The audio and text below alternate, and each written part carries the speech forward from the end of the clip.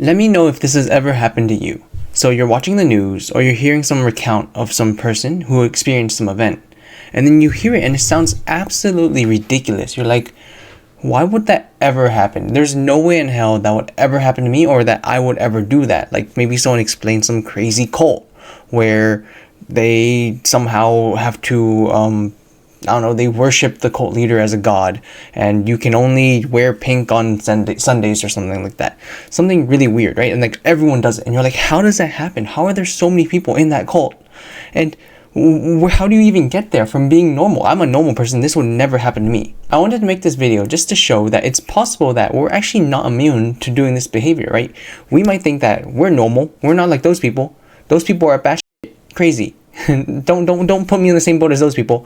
But those people are also normal. Oftentimes, those people were also in your same situation where they were thinking, I would never do something as crazy as those people, right? Now, I wanted to open this story with a story that my sister actually told me about when she was listening to Stephanie Sue. Stephanie Sue, if you don't know, she talks about a bunch of like crazy events, crazy stories, and a lot of true crime as well.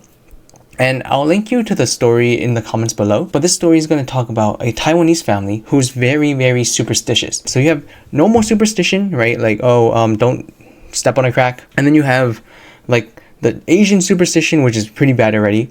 Then you have like the moon rocks and star power superstition.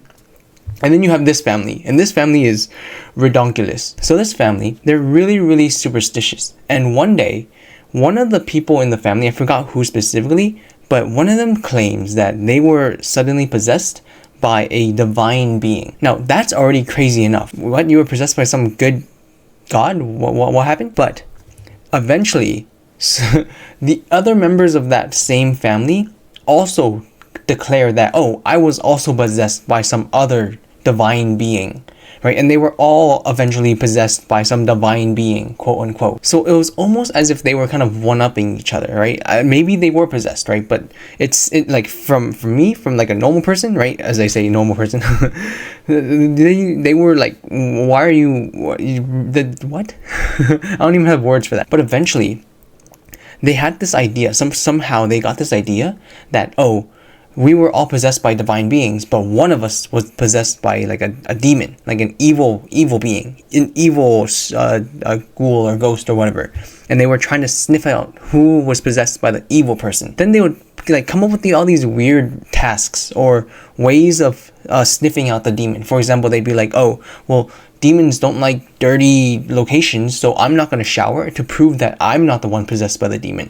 Or, oh, demons don't eat kidney beans on Thursdays with forks, so I'm not gonna do that. But like, I don't know the exact like superstitions they came up with, but they were just like outlandish, random, crazy, and also sometimes very, very dangerous, right? So maybe it'd be like, the demons just don't eat, so then, or like demons have to drink their own piss, or something weird like that. And they would do that in order to prove that they were they had the divine spirit, and not some evil demon. Eventually, what happened was, after doing all these tasks, the eldest daughter, she actually died from doing these tasks. And after she died, all the conflicts were resolved. They found the demon, and then the Taiwanese family was more or less like conflict resolved, case closed. We found the demon. Like they were happy. I don't know if they're happy, but like they were no longer kind of like one-upping each other in order to prove that, oh, I'm the most divine spirit, whatever.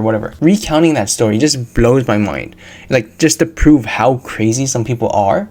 But also, because I read the books that I'm going to talk about, and also I listened to some of the audiobooks that some of the philosophers came up with, right? And also kind of, it makes sense. Like I'm at the state where it's like, oh, that actually does make sense. Why that course of action took place. And the fact that happens is just like, I just wanted to share, because I feel like not many people have heard about this guy and his ideas. So I'm just going to share, right? So I read I listened to the book. It was an audiobook called Wanting by Luke Burgess. I'll also put that in the comment below, or maybe I'll edit that here somewhere. He touches upon a lot of the ideas or basically the entire book is kind of just a summary of one of his favorite philosophers, which is Rene Girard. And Rene Girard, his main thesis is he touches upon multiple things: mimetic models, mimetic rivalries, scapegoats. So those three things. So I'm going to talk about all three of those and kind of relate that to the Taiwanese family story. So mimetic models, right? So a mimetic model is basically someone where you get your desires from. So for example, a kid, they see their parent or they see their friend or they see some authority as a mimetic model, right? You kind of learn what you want in life from those people. If your family is always striving for money or always striving for fame, right? If your parent is always striving for money, right? Then you're going to go out and seek money.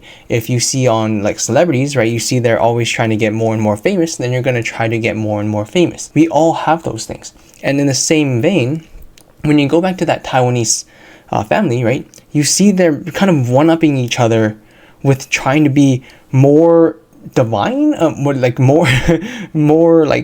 more special, right? And then like they keep trying to one up each other, and you see that, and that leads me to the idea of mimetic rivalry, right?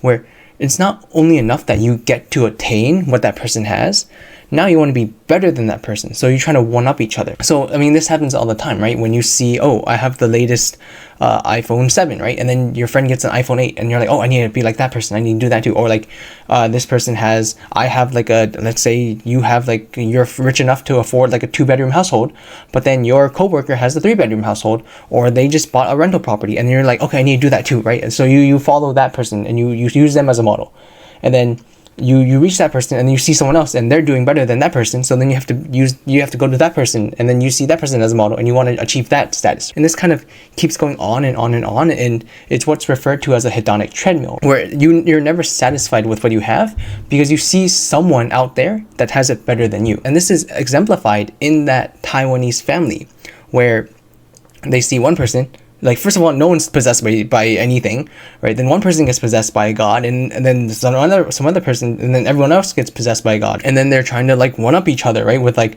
proving that I'm not the demon, right? So then they do the most like progressively crazier and crazier and what I deem as batshit crazy stuff in order to prove that they are not the demon, right? And you see this also, like, for example, in cults, in fan bases, right? For example, if you have like a fan club for some celebrity, maybe the first person will be like, I got this autograph.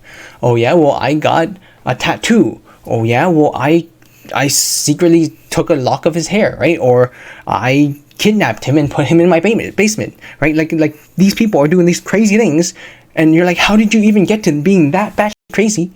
It's because like you start off slow, right? You only see the beginning and you see the end. You don't see that the slow progression from getting weirder and crazier and like what the hell more, right? So it's kind of like in so many aspects, in so many things in life, right? We're always trying to one up each other through this type of rivalry. And this rivalry is what causes so many conflicts. And Rene Girard actually talks about how we actually don't have conflicts because we're different. We actually have conflicts because we're the same. And that blew my mind. Like, what? I thought people were like xenophobic or whatever, right? But if you really think about it, why do we have war? It's because we crave the same things, the same minerals, maybe we crave the same land, right? Maybe the same strategic hold on the environment, right? Like you crave a specific channel for water or for resources. A more concrete example would be like World War I, right? Where everyone was trying to prove that they had the biggest army, they had the best strategy, the best techniques, the coolest stuff, right? The strongest army, right? Everyone was trying to prove that they were the best, and then that's what basically caused World War I. And if they weren't trying to prove it, if they weren't trying to one up each other every single time, honestly, World War I might not have happened. If that Taiwanese family wasn't trying to just one up each other all the time, they wouldn't be in this conflict where they're trying to prove that, oh, I'm the best, I'm the most righteous, I'm the most divine, not you, right? And what happens when that conflict erupts, and how do we solve it, right? We've had like thousands of like millennia of human like societies. How do we fix it? Rene Girard talks about scapegoats. And in the Taiwanese family, you have the daughter that died, right? After the daughter died, oh, there's no more conflict. And somehow they solved everything, right? They basically shifted all the blame to that daughter. Like, we were crazy because we solved their problem because we outed the demon. We outed the the evil possessed girl, right? Like, think about how sad that is. All that happened was that family just lost a daughter, and that's the outcome of what happens when you have this mimetic rivalry. Then one of the easiest ways to solve it is put all the blame on one person, and then like cast them away, just like kill them, right? Like, somehow sacrifice them, right? That's the idea of having sacrificial animals, of having scapegoating to random people. That's why they're actually called scapegoats, right? Because it's usually a goat, right? So the sacrificial animal. But in the case of World War One, we'll say it's Germany, right? You put, like, if you think about the Treaty of Versailles, all the blame of World War One was just shifted onto Germany. And like, honestly, like, every historian knows that that's complete bullshit, right? That's utter and complete bullshit, and that's actually what led to the rise of Nazi Germany. That's what led to World War One and all types of horrible shit that happened there. But for the time being, that scapegoat did work, right? Putting all the blame on Germany, and then all the other countries, they were happy, right? They're like, oh, it's not my problem, it's all Germany's problem, right? So I just thought that all these things, all these ideas were very, very interesting. Just going back to mimetic models, mimetic desires, mimetic rivalries, right? We're all like, we're not immune to this, right? Like, it might not be for proving that you're like divine, you're possessed by some divine being, but in the case of like wanting more fame, right? Looking for more money, looking for more power, you have these things where it's, you see other people, you're on this hedonic treadmill, you're keeping up with the Joneses, and you see a model and you try to be like that person, and then like you're never satisfied with what you have, so then you just keep looking upwards, right? You never feel complacency, you just keep going upwards, and it's never enough. And then you think, well, I mean, like, I guess it's normal for like money or power or fame, but like that's normal. And what about how do you equate that to being back crazy like this Taiwanese family? In the case of the Taiwanese family, you only see the beginning, right? Which is just, okay, they probably started off as a normal human being, and you see the end, which is they basically just sacrificed their oldest daughter and claiming that she was a demon. But it's kind of like a before and after transformation, right? If for like a weight loss transformation, if you saw like a picture every single day for the past 5 years, you'd be like, okay, that's kind of a normal transformation. But if you only see the beginning and the end, it's like, it's almost alarming. Additionally, they just have a different mimetic model, right? You chose your model to be maybe someone more famous, maybe someone more rich, maybe like a richer coworker, or like a more famous friend, or someone that's like higher up on management, right? These people instead, they chose themselves, and they chose a specific aspect. Their model was themselves, right? Everyone else in that family, and their desire became trying to be more righteous, I guess. Similar to the fan club that I talked about previously, or even like a cult. In a cult member's immediate vicinity, they only have other cult members, right? So you're like, okay, well, I want to be better than that person, and that person is closer to the cult leader, so I want to be even closer than that person to the cult leader. And then when you get close to that cult leader, I want to be like even closer to that cult leader, right? And then it just goes on and on and on. So this is all really sad, right? So how do you fix it? How do you get out of this mimetic desire loop death spiral? Well, the first thing is you have to note that you're susceptible to this, right? No one is immune to this. And in the book Wanting, Luke actually offers a few ideas. So the first thing is, don't join the race, right? Don't be on the hedonic treadmill. Don't keep up with the Joneses, right? Just be satisfied with what you have. It's not a bad thing to have wants, right? Like maybe you want a better car, maybe you want a like a bigger house, but realize and find the difference between when you actually want something for maybe like just an actual need. Like maybe you have more kids and then you need a bigger house, right? Versus, oh, I just want this house because I saw my friend or my coworker had a bigger house. Or I just want more money because a coworker or friend has more money. Those are two different things. And the second idea or solution that he offers is separating your thin desires, which is what we talked about before. All those kind of like money, fame, being more righteous, being closer to the cult leader, being more of a fan club fanatic, right? Those are all thin desires. And kind of realize what your key motivation is, and look deep down and try to find what your key motivation is. Maybe you're always motivated to try different things, right? Like you want to be able to like explore the world. Maybe you want to be able to experience different cultures. Maybe you want to be an expert at like as many things as possible. Like you want to be an expert bowsman, or you want to be an expert bowsman. You want to be an expert art. You want to be an expert archer. Maybe you want to be an expert artist, right? And like your maybe your motivation is just trying to perfect things, or your motivation is trying to experience different experiences, or maybe it's to share as many things as you can, right? Look for your thick desires and try to attain those, and separate those from those thin desires that I mentioned previously. Now, no, a lot of this is really just some like kind of sad and pessimistic. So let's brighten the mood, right? So I talked about all these kind of negative spirals, all these kind of death spirals of mimesis is what they call it, right? You trying to imitate other people, other desires, other etc., leading to conflict, leading to it's eventually a scapegoat, and then the cycle repeats. But there are also positive spirals of mimesis. An example of positive mimesis that Rene Girard talks about is when you recognize that there is a possible negative spiral, and then you do something to kind of stop that in its track, and then you also you kind of stand out as a model for other people to imitate. And as soon as you start the ball rolling from you starting this being a positive model, and then you have other people following it, then that leads to a positive spiral. So for example, Renee cites this example of stoning. So stoning is what happens is you have a victim, or usually like some type of prisoner or something, right? And you have a crowd, and the crowd's all holding like pebbles or rocks, and then they throw the rocks at the person, at the victim, until they get crushed, right? And Renee notes that the hardest stone to throw is the very first one, because the very first one has no model, right?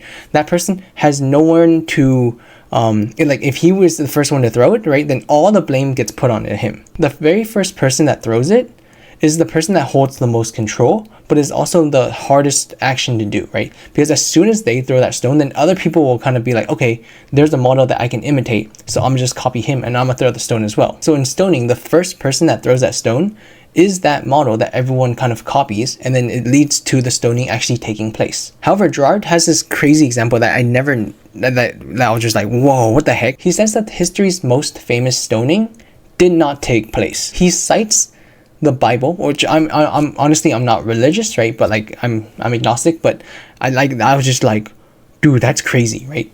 So the history's most famous stoning never took place. What happened in the Bible, right? If you are a Christian and you read the story, I want to know what you think about it now after hearing his ideas. But basically, he says that there's this woman that was going to get stoned, and then when everyone's holding their rock, right, waiting for the first person to throw their stone, and then Jesus comes in and says, "Let he who has never sinned cast the first stone." And then since all men have sinned, then no one ever casts a stone. So then they're kind of just standing there holding the rock. And then one person in the crowd drops their stone. Everyone else sees this and like, oh, he dropped his stone. Okay, then, I mean, I guess we're not stoning this person anymore. So then they all drop their stone, right?